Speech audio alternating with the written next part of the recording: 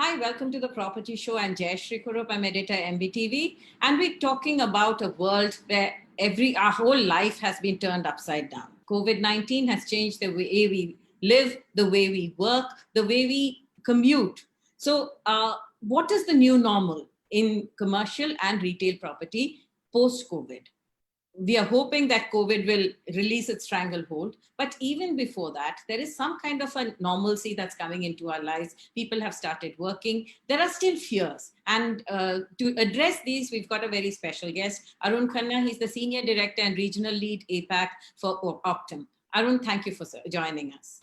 Yeah, thank you so much for inviting me, Jayashree. Thank you. And Arun brings a very, very robust experience with him. He's worked with developers, he's worked with consultancies, he's working with the largest organizations, multinationals in the world. And Arun, when this entire world changes, do you see a country-to-country variation in the normal that is evolving?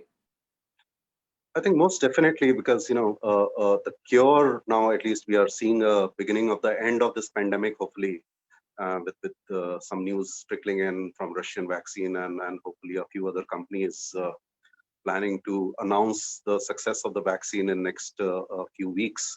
So I think the end is near. So and different countries, like we have been hearing that China always had that vaccine, or they have been using it on the army, and Russians have this, and the prevalence of this pandemic has been quite different in different countries and geographies. Like India, Brazil, US obviously are at the top end, and Europe is already seeing a major downtrend, etc. So so the fear basically comes from there. If we see a rapid increase in the numbers, and the case fatality rates are high, then obviously everybody's scared, and people don't want to move out unnecessarily. And as far as same applies for offices as well in the different geographies. While China may have their offices full today, but in India they are gradually trickling in now, and it varies very differently. Bangalore saw a euphoria and a major people coming into their offices, etc. And then suddenly the cases started increasing, and then it was one step forward and two steps backward. Yeah. While Delhi has seen its peak, Delhi and Mumbai have seen its peak. So gradually the confidence levels are increasing. So it's not only countries, but geographies, which are seeing different trends. So Arun, let's talk about what the new trends in commercial are going to be. First of all, the first fear is about social distancing. And I think even when we get our vaccines, that it'll take a while for us to come completely back into the normal. The social distancing norms is something that first impacts us. So how do offices address that? I think social distancing, I think, has come into everybody's normal language and dictionary very, very quickly. And I don't think it's going to go away so quickly, even post-pandemic. And in a way, it's kind of good, personal hygiene and protection is something which, especially in India, I think the awareness levels can only help. Whether we were talking about Swachh, and this definitely is part of that. Keeping personal hygiene on the top, washing your hands, and social distancing again. In a highly populated country like India, and there are a lot of areas, markets, etc., where it's almost impossible, and a lot of people who are not as privileged as you and I, who don't have a choice but to go into those areas for their lives and livelihood, etc. So I guess social distancing, being aware, is absolutely important. How much can be practiced will depend on the individual. How much he can afford to have that social distancing. Because this is a privilege not too many people can enjoy, unfortunately. So let's talk about the office spaces. Grade A commercial office space. We had actually shrunk the workstation as much as we could to optimize and get better results out of it. That workstation space, each individual space, what is the new norm? How much should you give? Yeah, Jayashree, I think I'll take a step back. National Building Code, I think in 2016 had defined that, in offices around 100 square feet per workstation should be the norm. And when it comes from, it's more of a kind of recommendation, but generally the cities and the states are supposed to follow that. Right. But there has been a significant abuse and misuse of that guideline recommendation, and there'll be very few companies, you can probably count them on your hands, how many are actually having offices which are 100 square feet or more per workstation. So, in typical third party BPOs, etc., the abuse has been so much that, we have offices with 40, 50, 60 square feet. So one major step would be that, if this can be implemented better, and if a big chunk of the companies, if not all, can come to a density of 100 square feet to a workstation, that itself will by its very nature introduce social distancing. If I have a workstation of 750 mm or 1.2 meters or 1.5 meters or even 2 meters, that itself makes a lot of difference. And we all know that, how contagious this disease is. And whether people are speaking, and how much the is the carrying length is for these droplets, etc., while we speak or sneeze. And I think generally across the world, the understanding is that 1.5 meters to 2 meters may be the right thing to maintain. A head-to-head distance of 1.5 to 2 meters is critically important, and on workstations. So I think that will be a key point around which the offices should be designed, to my mind, going forward, if they are not already catering to that requirement. I was speaking to somebody in Microsoft, and they said that they already have a density of more than 200 square feet to a workstation. So I guess they are already there. They don't possibly need to do any changes in their office layouts. But there would be a lot of companies who hopefully take a lesson from this and incorporate this. Social distancing in offices has different connotations. The aisle widths, while people, it's a casual, meeting or. So probably that may not be as contagious. But when you're sitting on your workstation and spending quality 6 to 8 hours sitting there with your neighbors, that is where you need to be probably very, very careful. And we had come up with great, fantastic concepts of open plan offices, flat tables, etc., partitionless tables. Probably I anticipate that they may be, the partitions may come back. Most definitely the front partitions. If head-to-head distance of lateral distance is not 1.5 meters or 2 meters, then probably even the side partitions will come back. And to my mind, and if this may be required even post-pandemic, because obviously these are this is possibly the biggest disruption we have seen after world wars, and probably this is even in fact a bigger disruption, because this is spread almost all across the world, whereas world wars were limited to a couple of continents at best.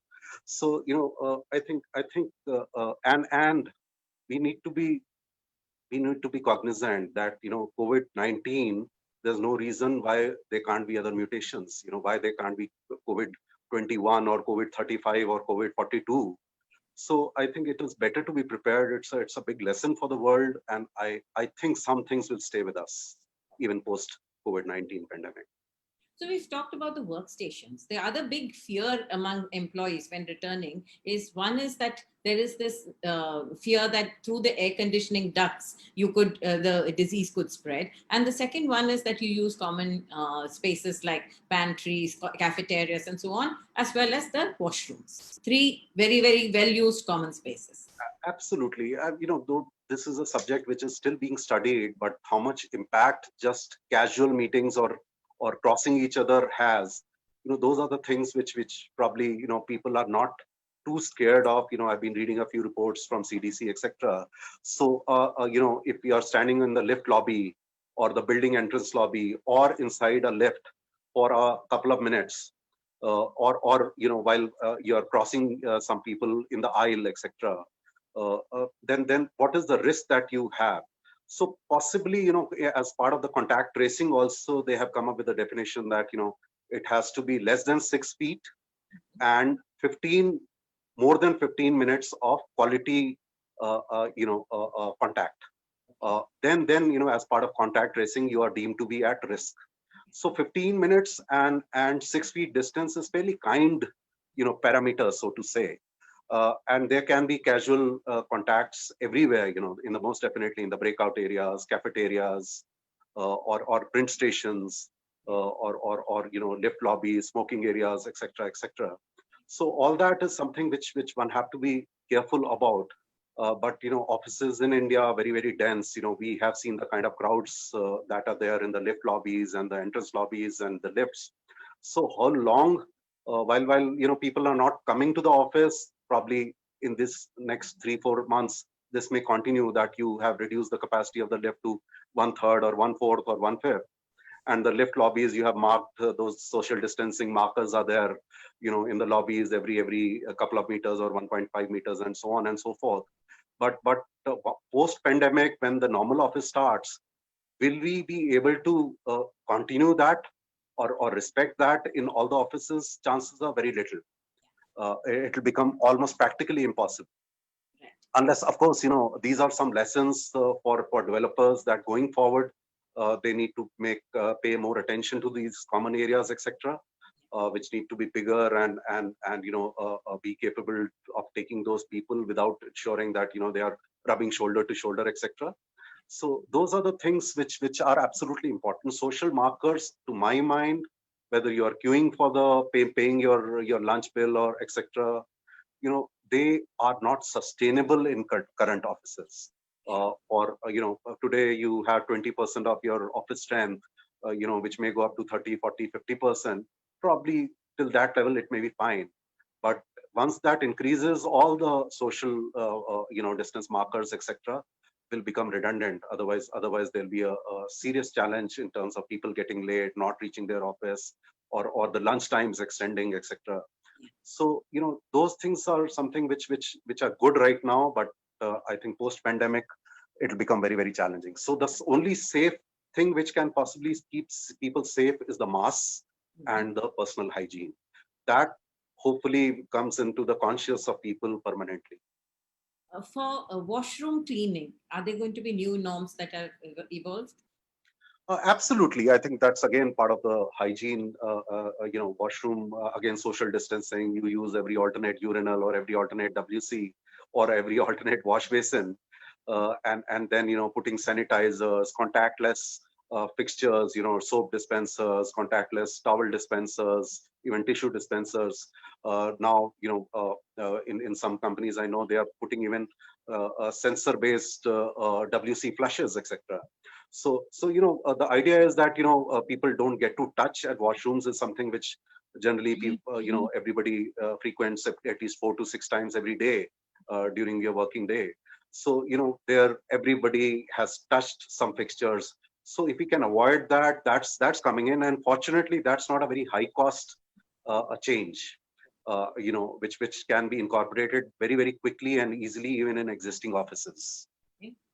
Arun, what about the air conditioning? Air Yeah. conditioning in retail spaces, in office spaces, are both a cause of concern for a lot of people. Absolutely. And to my mind, that's the single biggest source of infections carrying on from one person to another. And open plan offices, unfortunately, will become a center of this. Fortunately, ASHRAE, which is the American Institute for Refrigeration and Air Conditioning, etc. So they have come up with a few guidelines, including that the temperatures in offices need to be a bit higher. Yeah. Typically we were 21 to 23 degrees, 22 plus minus 1 degree centigrade. So now they have recommended that it should be in the range of 24 to 30 degrees. And if the humidity is controlled between 50 to 60, then 24, 25, 26 degrees is fairly comfort condition. So people can sustain, and that should not be problem. And this is largely because, though the exact studies are still not available, possibly it comes from that if it is very cold, that then it encourages flu or sneezing, etc. So that's why it's a bit better to keep it slightly warmer and still comfortable. Now, air conditioning has a lot of hidden areas as well, and air conditioning, what we feel while sitting is just the air and possibly the temperature and comfort conditions, that humidity is is within a good range. But there's a lot of things which happens at the back end. Air supply, air handling units. This where the air is circulated, recirculated, cleaned, etc. So the amount of pressure which is taken in, that's again very key. And it's a double-edged sword, because the more pressure you bring in, uh, uh, uh, the higher the energy consumption for air conditioning. So because the ambient air coming from outside is obviously warmer and is carrying more moisture, etc. So you have to arrive at a balance. So generally, people were reluctant to give too much pressure, etc. But that's absolutely important, and all the more now. But in a place like Delhi and most of North India, those 3-4 months, it may lead to another problem. You're inducting pressure and probably polluting the inside, and inside air much more than it was earlier. So where to arrive the balance is something which will evolve and which we'll have to find out. But pressure induction in these times, temperature being a bit higher, are absolutely two most important things. Third most important thing is that this air is a big carrier of microorganisms, and so we will obviously have to think of arresting or killing those microorganisms at root, possibly within the air handling unit itself. Now, how do we achieve that? There can be multiple ways of doing that. Whether it is electromagnetic charges, etc. So that is something, or some chemical filtration, or possibly physical filtration, so that you can arrest and kill those microorganisms at root within the AHU, so that you are able to throw in good quality, clean air, and don't add to the contagiousness of this the infection. Yeah. So those are a few things, and of course, there are a lot of claimants as far as surface coatings, chemicals, etc. But they need to be human safe, and I would take it with a pinch of salt as of now, because I think a lot of research is still required to be done on this subject. It has to be human safe. Whatever especially the chemicals which we use, or the radiations which we use, if at all if we go for ultraviolet radiations in the AHU to clean the air, etc. So, and unless those tests are available and it is certified as human safe, we need to be very, very careful there. I remember initially there was a big euphoria about those tunnels, where people are sprayed with those chemicals, and then suddenly people realize that they're not human safe. And that fumigation, etc.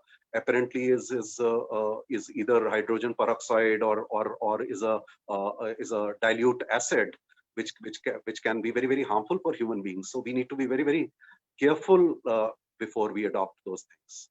I'm sure it's in next few quarters we'll have technology and certifications, etc. for quite a few of those things.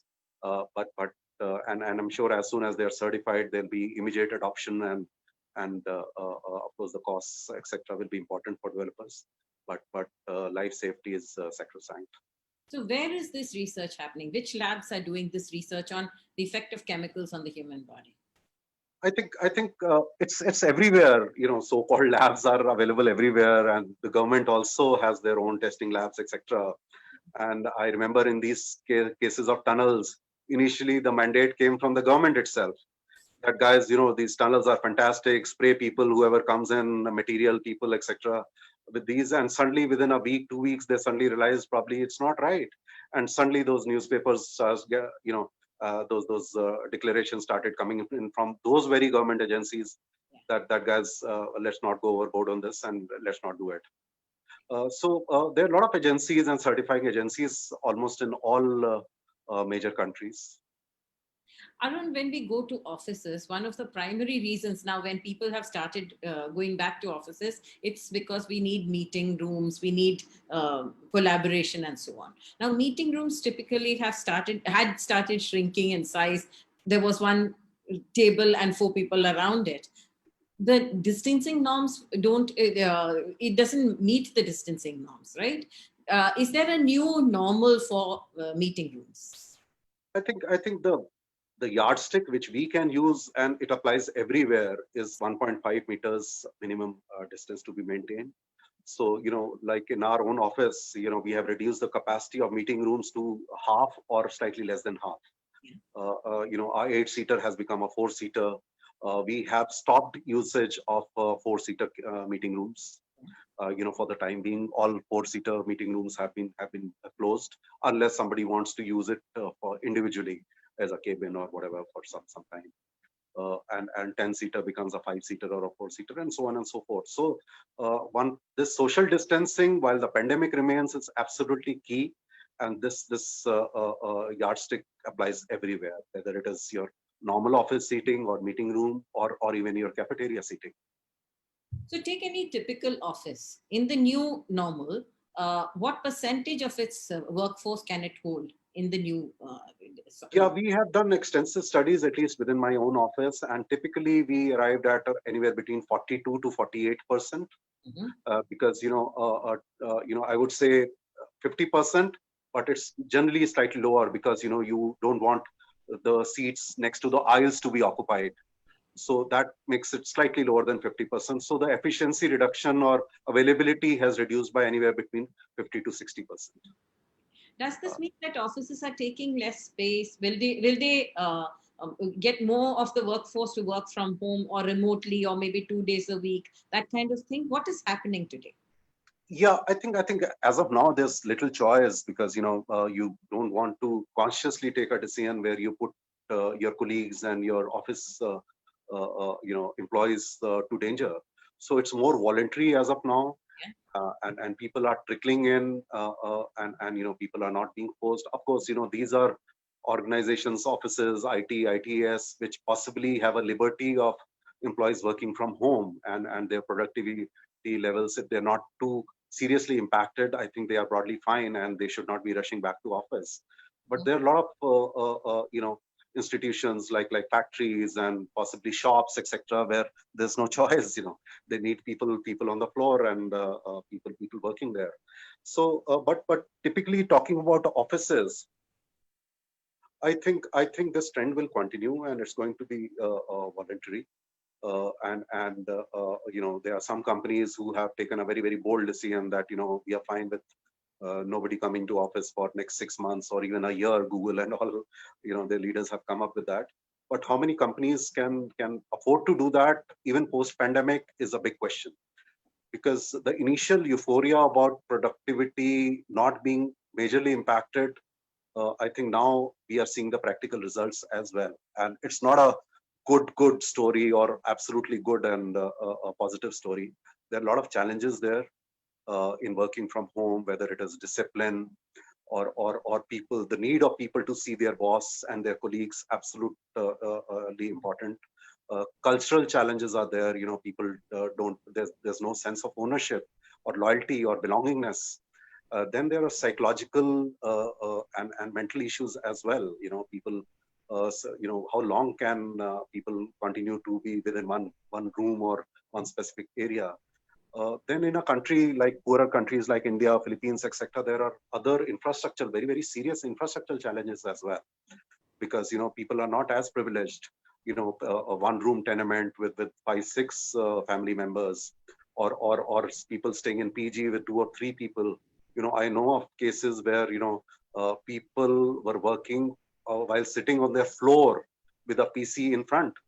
Because one table has been occupied by, there's only one table which has been occupied by another, co-occupant, etc.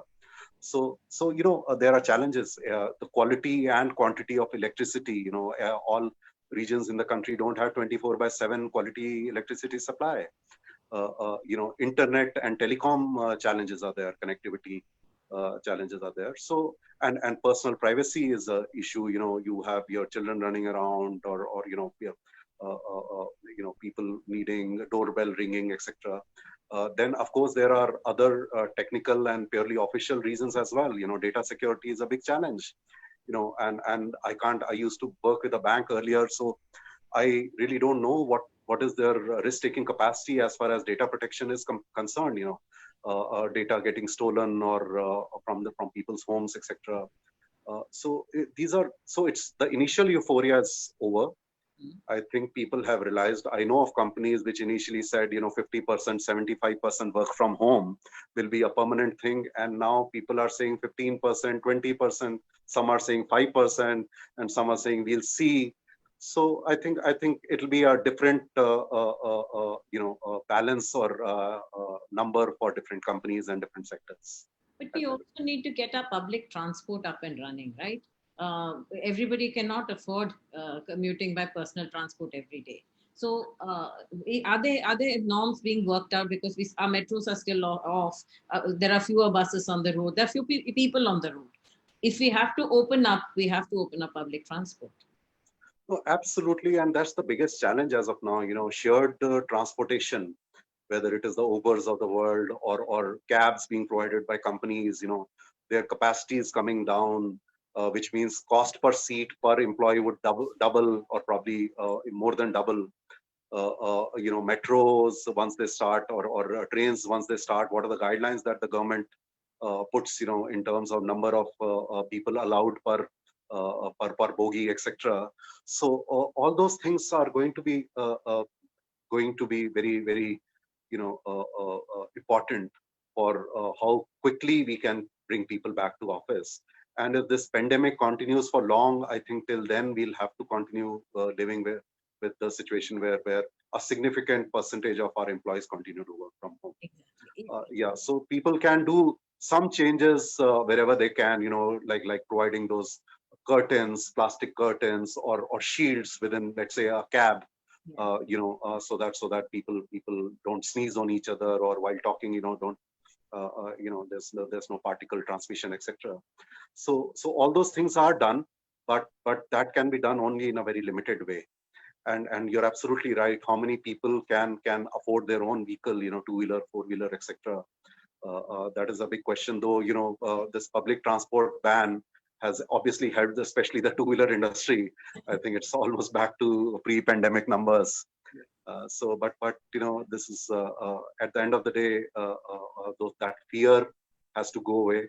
People have to be more disciplined as far as wearing masks is concerned. Only then the public transportation system can probably be opened up. Right. Think about any manic Monday.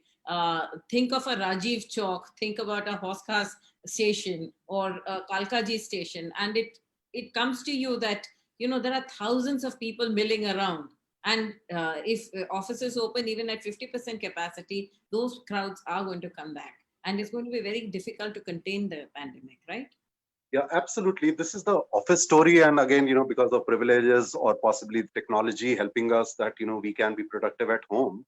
But, this is the situation in markets today. You go to a wholesale market or any, Rakhi was there, and, Eid was there. So any major market was crowding like anything, like nothing has happened. There's no pandemic. So, but gradually, I guess, more the people are aware, the better it is. And,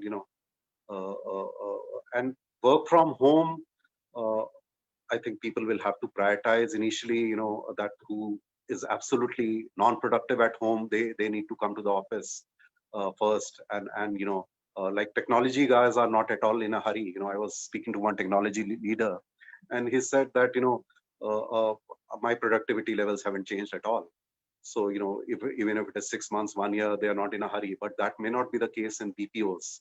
Yeah. And call centers probably have a even lesser appetite for work from home. Right. So I guess it be a different horses for different courses. Absolutely. What about the retail spaces? Malls have started opening up in different cities and so on. What is the distancing norms there? What should you be careful about? What are mall managers doing today?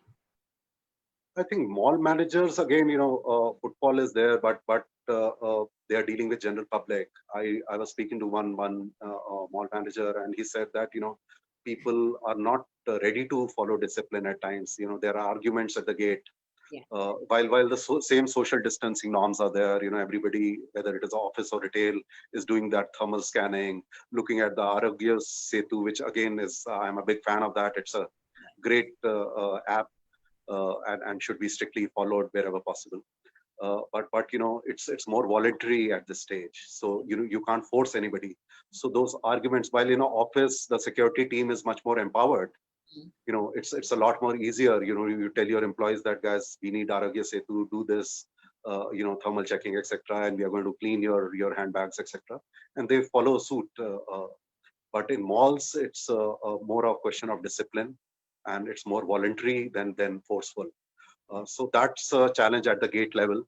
And internally, fortunately, the footfalls are fairly low at this level. Delhi malls, which were one of the first to be opened, I don't think they have crossed even 20-25% of the footfalls which they were doing earlier. So as of now, it's densities or crowding is not a challenge, at least at this stage. But going forward, so I think if the pandemic fear comes down, the number of infections every day come down, then obviously the risk also comes down. The fatality rate comes down, the confidence increases. So I think it will play out on its own. So as of now, people would not be venturing out, going to the malls unless absolutely important. And once the fear comes down, they go out. But at that stage, the fear of infection would have reduced.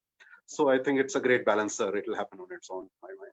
So for any admin team in a corporate setup, how much will your costs go up in terms of the sheer amount of space that you need, and also managing that space in a healthy manner? Yeah, I think this is quite interesting, because this will have to evolve. While let's say, theoretically, I say that 10% of my employees are going to permanently work from home. Sure. And that's a good target to have, to my mind, initially, and then obviously I can revisit after a year or so, which means I have to cater to the 90% people. And supposing that social distancing norms, I voluntarily want them to remain.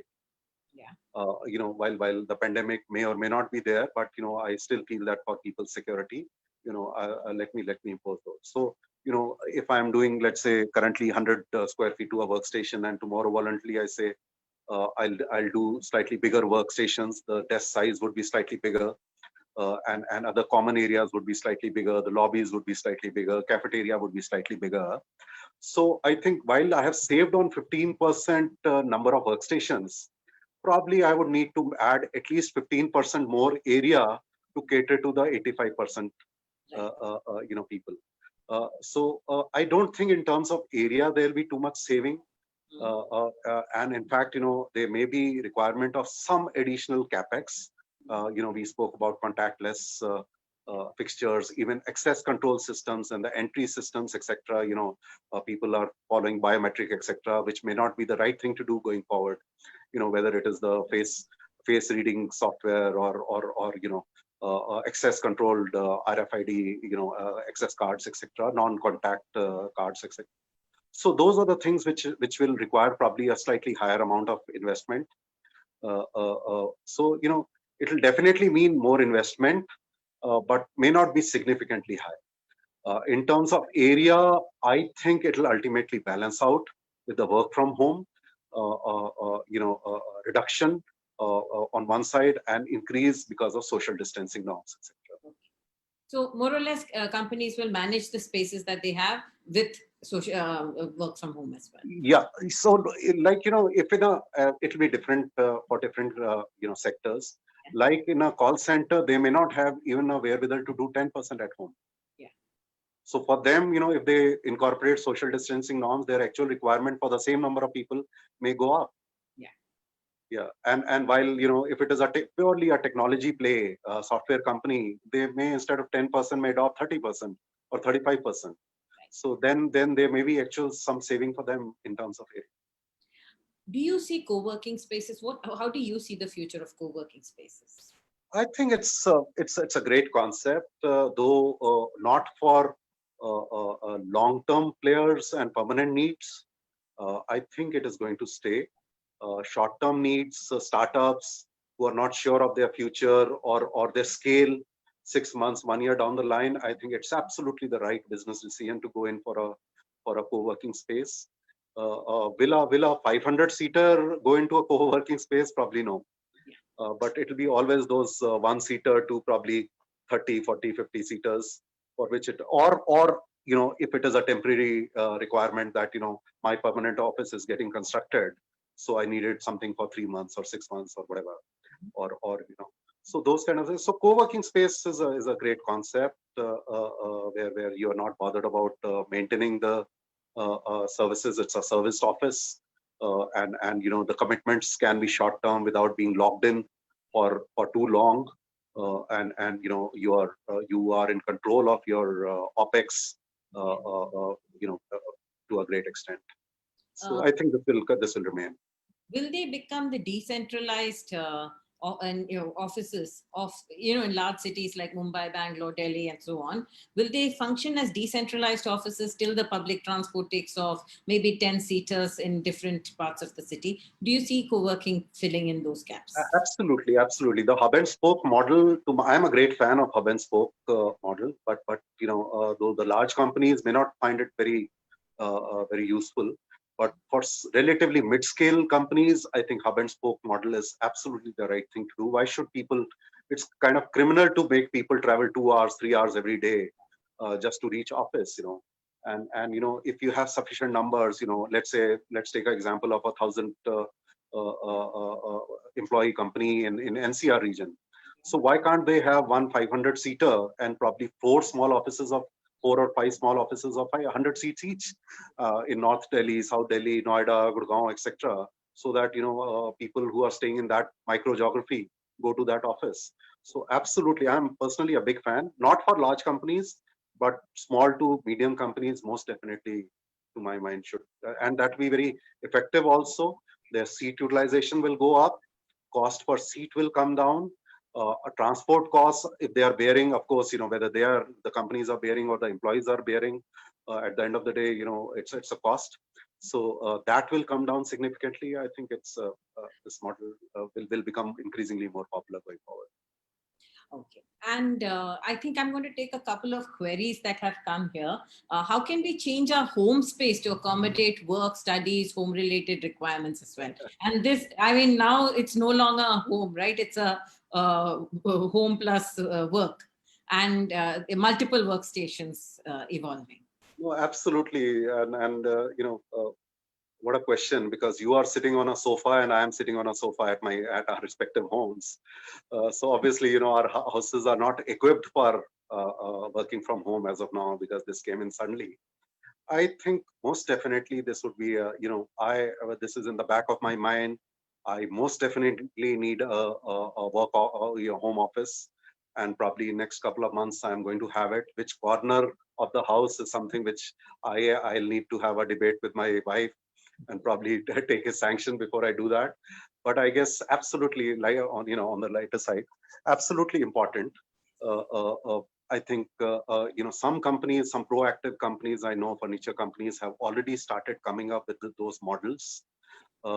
There's absolutely no reason why we can't have a small cube or module in every house, where if I need to go and need my privacy with acoustic walls, etc., where I can study and people know that he's in his hole, so not to be disturbed, and with a small video wall in front, where we do the video conference, etc. So, and technology enabled. So absolutely, I think this will have an impact on new designs of residences going forward. Most definitely, at least the smarter developers should already be thinking of those. That a small office or office space is already part of the design. Whether it is 50 square feet or 70 square feet or 100 square feet, that's the only question. But I think it's absolutely important. And a lot of our, if Jayashree, you and I are meeting again in a year, I'm sure by then both of us will have a home office. That's right. In fact, some of the developers say that now the new requirement is not a swimming pool or a billiards table, but a workstation within the complex itself that people can come and use within the society. Absolutely. There's no reason why a club or a society office creates those 3, 4, 5 workstations fully equipped with Wi-Fi and internet connectivity and a telecom and a video wall, etc., which people can hire. If somebody doesn't want to work from home, and needs new environment, he hires that for 200 rupees or 500 rupees per day, and then works from there. Or if your child is having an exam, online exams and online classes, etc. So I think those are features which will definitely make we'll start seeing in residences as well as residential complexes. Absolutely. There's another query that has come: is air conditioning at home considered safe during COVID? Can it bring the virus into your home? I see, from whatever little I have read and understood of this, fresh air is absolutely safe. Outdoors are probably safer than indoors. Our houses, especially in India, we design with a lot of ventilation, etc., which is great. Absolutely great. And if you're with your family members and who are don't have those symptoms or are well, I think it's largely safe. The risk is basically with people who you are not sure, or what is their background in terms of how was their health in last 1 week, or what kind of people they have contacted, etc. So that there lies the danger. Probably not so much at home, whether you have a air conditioned room or are working with fans, etc. But at home, if somebody is sick, then quarantining is absolutely important. You can't be sharing his room, whether it's air conditioned or not. Right, absolutely. And they've also said that don't keep with air conditioning below 24. 24 to 27 seems to be the norm that they are prescribing. And right? I think generally for Indians, 24 to 27 degrees is comfort condition, to my mind. Yes, absolutely. And we haven't reached the winter months when most of North India was facing the severe pollution stress. Yeah. So we are still in the summer months where we haven't faced that problem. So we don't know how it's going to pan out in winter, right? Then another thing is, and also the big challenge of commercial and retail was the ducting, right? And in homes, you don't have the ducting so much. Mostly it's individual rooms and individual ACs.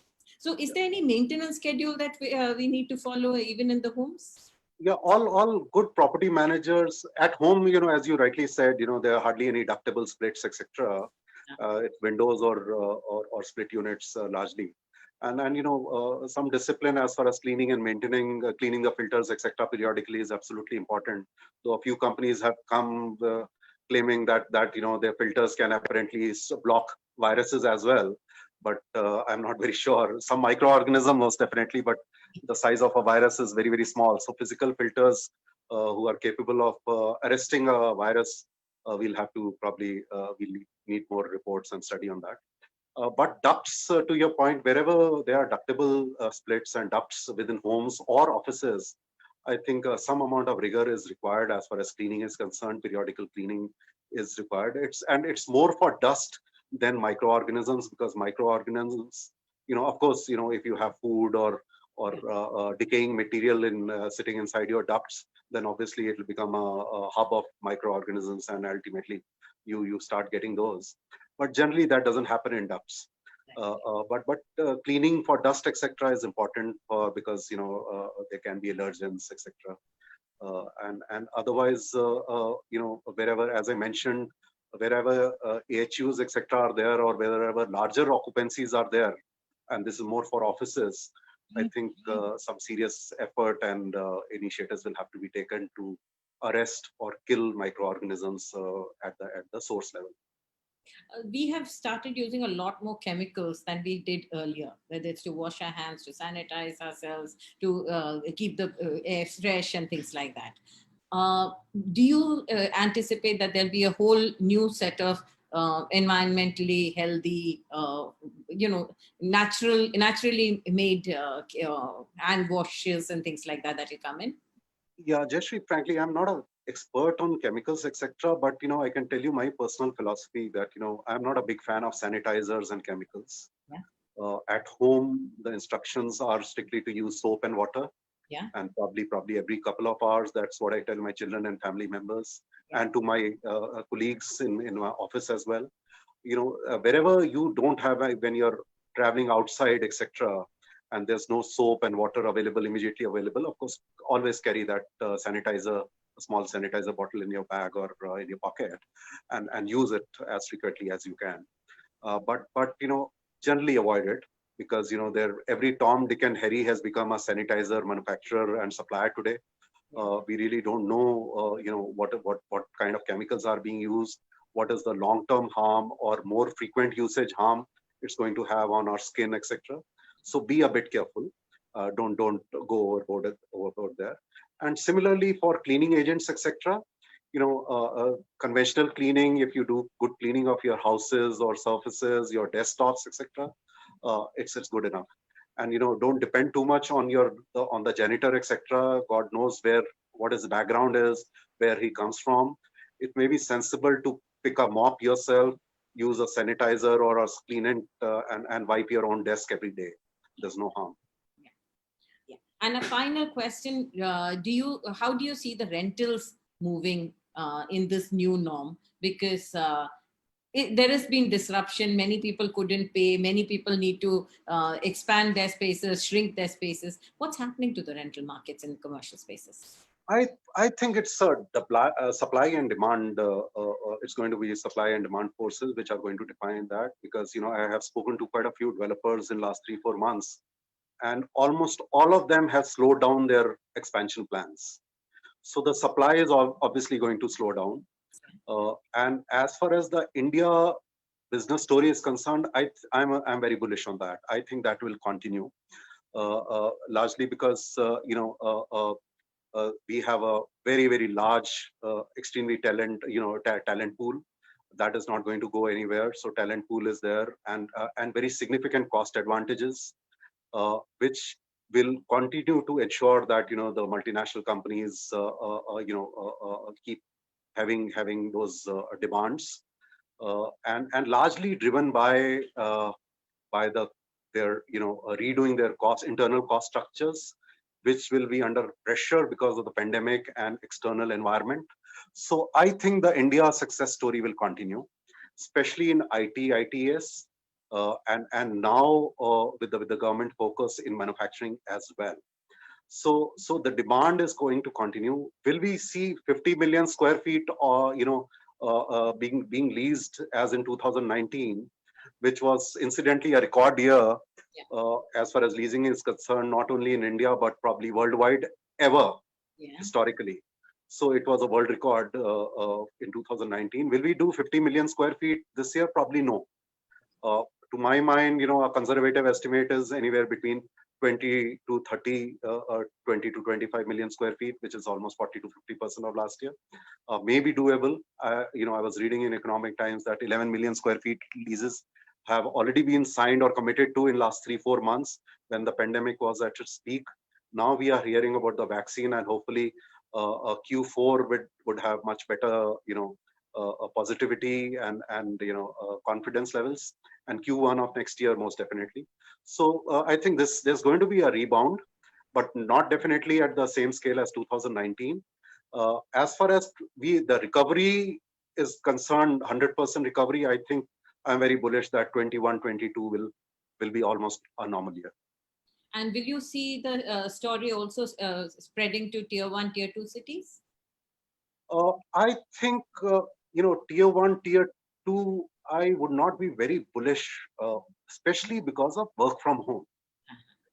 As of now, a person from Meerut or Panipat or Jalandhar has to shift to a metro, Chandigarh, Delhi, and similarly from smaller cities in Tamil Nadu to Chennai, and so on and so forth, which may not be required to that extent. Housewives coming to the job market because they don't have to leave home, or young boys and girls not leaving their family home because they would be probably prepared to work at 20% lower salaries as well, because technology allows you to decouple your work and do it from anywhere. This entire story of offshoring, of doing work 14,000 kilometers away or 7,000 kilometers away, why can't it be further distributed within 500 kilometers of your main hub? Yes. So I think work from home, that will have an impact on tier 2 office takes, because there's no reason why a Bhopal, and Bhopal is a lovely city, though, why somebody in Bhopal can't be working for a Gurgaon office while staying and living in Bhopal. Right. In fact, we've seen the residential markets picking up in tier 1, tier 2 cities, because as people home, I think there's a lot more purchase of homes in those Correct. cities. Absolutely right. Absolutely. Thank you so much for joining us, Arun. It was such a pleasure having you here. A very long conversation, but I think will be extremely useful to a lot of people. Thank you so much, Jayashree. It's always a pleasure, and thank you for having me. Thank you.